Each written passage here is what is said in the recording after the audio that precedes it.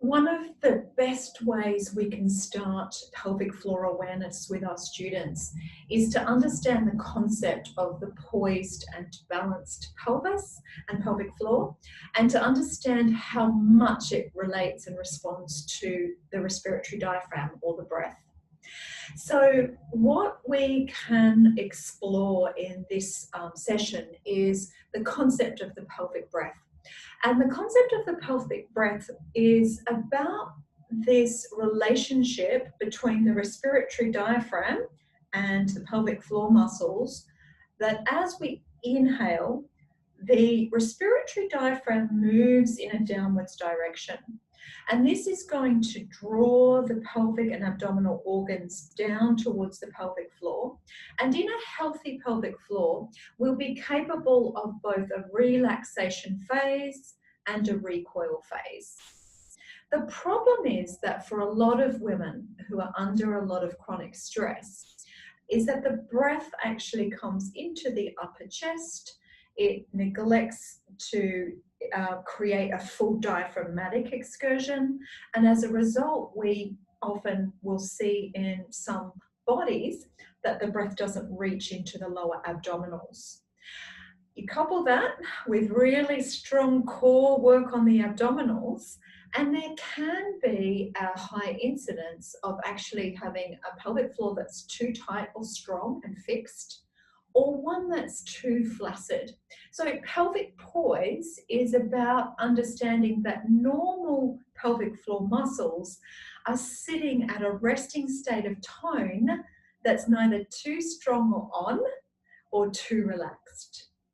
But the amazing thing about the pelvic breath is that we're always starting the awareness of the pelvic floor muscles with a relaxation practice. No matter whether a student has over tight muscles or flaccid muscles, we want to start with a relaxation practice to enable the diaphragm to move in that downward soft direction, to enable the belly breath to happen, and to enable the pelvic floor to actually soften and release, to prepare for any strengthening work that we might be bringing into our class.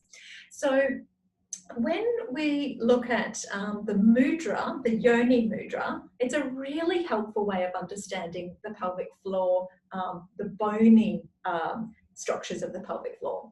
So when we take the fingers into yoni mudra, we can see that at the one of the apexes of the diamond shape would be our tailbone. At the apex of the index fingers, maybe the pubic bone. And at both corners of the thumb creases, we have the right and the left sitting bones, and the pelvic floor muscles sit as a sling-shaped group of muscles between the pubic bone and the tailbone. And the perineum is that area inside that perineal diamond shape. So when we think about that yoni mudra, it can actually be a really useful way to also understand how to establish a very nourishing and correct pattern with the breath that extends all the way into the pelvic floor. And the way we would do that is to establish a comfortable sitting position, or perhaps be in a reclined, relaxed position, probably even better. And as we take the inhalation phase, we would notice the expansion happen around the thumbs first. As that inhalation extends into the lower abdominals, we would notice the index fingers actually separating. And then as the breath leaves the torso, there would be a gentle recoil of the pelvic floor muscles. The index fingers would come back together, the thumbs would come back together, and there would be a recoil of the diaphragm as the breath exits the body. So actually setting up in reclined Baddha Konasana allows for a relaxation of the bony points of the pelvis, and it also allows us to set up that yoni mudra awareness that gives us a little bit of a, some feedback to the hands, so that on the inhale, the thumbs separate, the index fingers separate. Second, On the exhale, the index fingers gently come back together and the thumb tips gently come back together. And what we can also imagine as we're taking the pelvic breaths is that we are actually creating a gentle expansion of the bony points of the pelvis at the same time.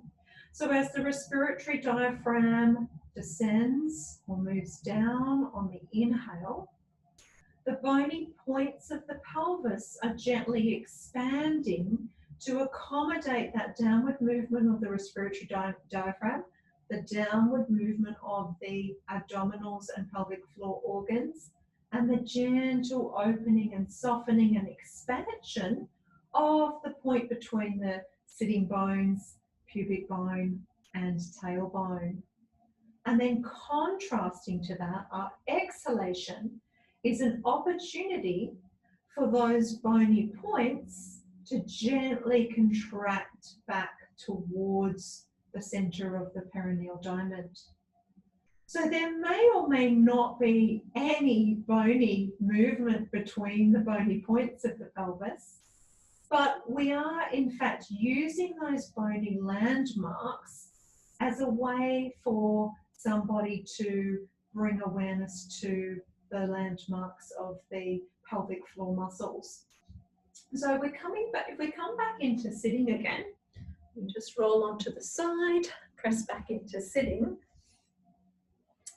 We're explaining to our students that the idea of the pelvic breath is the descent of the abdominals and the expansion of the abdominals on the inhalation, as well as the descent and the softening of the pelvic floor muscles on the inhalation, and the ascent or recoil back on the exhalation phase. And what this also requires is a gentle level of or a subtle level of softness into the abdominal muscles. So if we're having trouble accessing the abdominals as a specific area of the body to support the pelvic breath, then we can also place the middle fingers on just on the area below the navel and allow for the breath pattern into the abdominals to be established as a way of softening into the abdominal muscles. So we inhale, middle fingers separate, exhale, middle fingers come back together.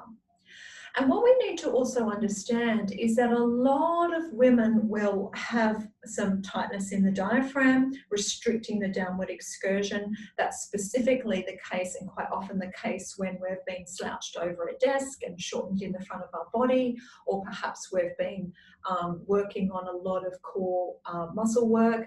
So actually the idea of allowing softness into the abdominals can be really tricky for somebody that's done a lot of work on their core. So at the start of every single pelvic aware class, we would work for about 5 minutes on establishing an abdominal breath, understanding the yoni mudra and how it can be used as feedback to pass the breath through the body in a way that creates good pelvic poise. And we might even get someone set up in a really supported reclined position, sometimes even having a bolster under the back and blocks under the legs can be a really supportive position to experience yoni mudra. If somebody feels too confronted or triggered by the Baddha Konasana or reclined butterfly pose, we set them up in constructive rest. Now, constructive rest is actually, it varies according to your body's preferences, but mostly it is a self-supporting position for the legs. So the thigh bones actually rest up against the lower leg bones and the knees come towards the midline, feet are flat and parallel to the edges of the mat.